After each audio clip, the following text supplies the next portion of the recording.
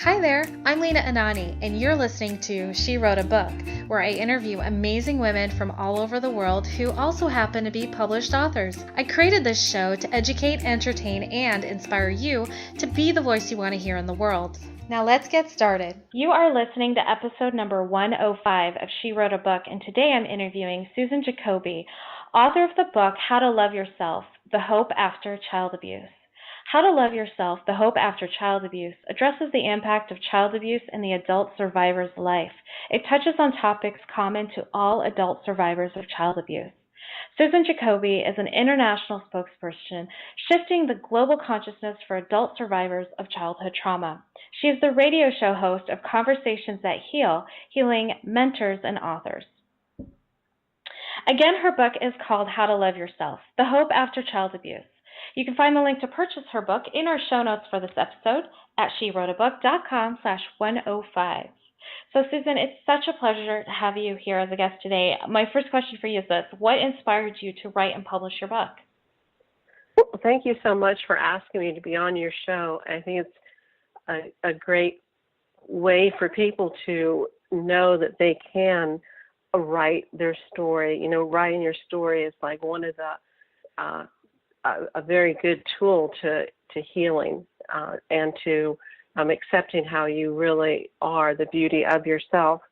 And what inspired me to write this book is because at the time when I was going through my healing process, there wasn't as much attention to child abuse as there is now. In fact, it's only been the last couple years that people have really brought it to the forefront in telling their story. So that's why I wrote my book. I really wanted people to know that they were perfectly normal for the abnormal event, and that was a tool that I used to get that message across. And then later on, I orchestrated the radio show Conversations That Heal for the same purpose. Great. Yeah, I remember, so I met you about 5 years ago, and you were speaking on stage, and you were promoting your book, and I remember you just blowing my mind. Just like, thank you. You know, the fact that you say bringing this information to the forefront was important and is important, and you know, that was my reaction to your book and my reaction to the message that you were sending out. What else have you heard from other people who've picked up your book, or let me ask this: what do you hope that people get from reading your book? Well, the main thing I hope they get is that they can see a little bit of their struggles, is a word that I'll use tentatively, and see that other survivors are going through the same process or having the same struggle. That's one of the main ones. Another one, interestingly, is for clinicians to see what it's actually like for the survivor. You know, it's one thing to read about post-traumatic stress in your little textbook and, you know, take a quarter or a year's worth of courses on it. It's a whole nother thing to talk about or talk to someone who's going through the devastating effects of it. And I think the other thing that people tell me that they get a lot about is just knowing that they're not alone, that I speak to their heart. That's the only way I know how to speak is to people's hearts. So I just go with it. Yeah, brilliant. I love it. So that leads me to one question about your writing process. What kind of challenges did you experience when you sat down and decided to write this book? Well, first, it takes a lot of time to write a book. And I don't know if you're familiar with the movie that was out like maybe 20 years ago called Romancing the Stone with Michael Douglas and Kathleen Turner. And then in the opening of this movie, she's writing a book, and they show her house is a mess and her cat hasn't been fed or is being fed out of containers. And I looked at that and I was like, oh yeah. But then when I was writing my book, that's exactly what happened in my house. Like you just get so absorbed in it that everything else becomes irrelevant. And another challenge I will say is, I used to think that, it was like coming up with the content of it, but I use and continue to use a practice called intuitive writing, which I'm sure there's lots of other names to it, and I'm sure many of your listeners have sampled it a little bit with themselves. But it really helped me to like get out of my own way so that I wasn't caught up in the grammar or what it sounded like. So even now when I write, my purpose is to get the words on the paper, and then I go back and reorganize the words if they need to be. Yeah, absolutely. That's something that I always tell my clients is write first, edit later, because you just don't want to stifle the information that's flowing through you. And no. Mm-mm. Yeah, and for the record, I do know the movie Romancing the Stone, and I probably saw it like 1,000 times when I was a kid, so I love that movie. And do you remember that scene I'm talking about? I actually don't. I don't remember the intro scene, but I want to say like my heart remembers it at some point. I think that's because there's like a part of my memory right now that's like, okay, that does feel familiar to me, but I can't see it 100% because I haven't seen it in years. But now I want to go back. I love Kathleen Turner. She's so great. I loved it.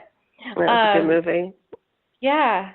So when you were what? I have so many questions that are coming through right now. How hard was it for you? So I'm also a victim of child abuse, and so this is where this question is coming from. How hard was it for you to pull this information or reconnect with the energy of the past and bring it onto paper? Like, was that a challenging experience for you as an author? I'll answer that question by saying that I was really fueled by the anger of it all.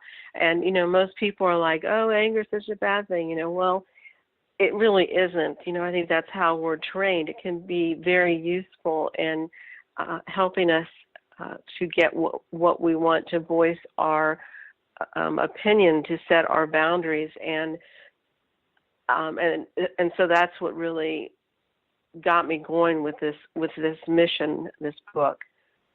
So anger as a friend in this case, as a motivator. Yes, that anger that this was part of my story, not so much like I'm going to get you, to the abusers. I'm going to expose, an evil, vile person you are. That wasn't the thought behind it at all. It was the anger that, and again, nobody was really talking about it at the time I wrote the book. That nobody was talking about it, and that what was out there was on a level that was too above my mindset. Like The Courage to Heal is a very useful and healing book. I think I have like 3 copies of it, and it was a little too above my mindset along my healing path. That's incredible. I love it. How did you, like, in the editing process, so after you got all of this information down, in the editing process, what was that like for you as far as, should I keep this? Should I take this out? Should I rephrase this, reframe it? Did you find yourself going through this like back and forth of should I keep it or should I let it go? Not at all. When I'm hearing that question, I'm thinking like, did I second guess myself? And like I had said, I did write it. Even now when I do my writing, I do let the words flow, like, from my heart, from my to my fingers to the keyboard. But And I do go back in and, kind of like, is that really what I wanted to say? But then I just let it go, and I send it to a friend, and then an editor. And so I just let it go, because if I started second guessing everything that I was writing, I would probably be working at the Hallmark store or something. I wouldn't be able to move on. Mhm. That's fascinating, the Hallmark store. I have to know why you decided it would be the Hallmark store. I don't either. Because it's just like aisles of emotions. Like you've got, it feels like you have a card for every emotion in that store. I just wonder if that's why. That's great. That's funny. So what would be your best tip for our listeners that for our listeners that are looking to reclaim their life after a childhood trauma? My one tip, the only tip if I had to say, would be that you are a lovable and capable human being. And, every reason that you think you're not, every stumbling block that comes up to prove that sentence otherwise is simply a lie. And it was either planted by you as a defense tool, which is perfectly a healthy way to go because you survived, or perhaps it was planted by the abuser to keep their power over you.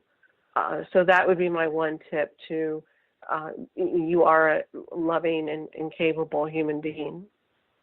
That's beautiful. I love that. Susan, what do you love most about being an author? Well, to tell you the truth, when I read after when I've written something, and I kind of look at it and I'm like, damn, I'm a good writer. and which really surprises me because I'm a graphic designer. I'm an artist, and writing to me wasn't even in my realm of possibilities. And the more I write, the better I see that I'm getting, and that's really gratifying. That's awesome. So you're saying you are a loving and capable writer. There you go. Yeah.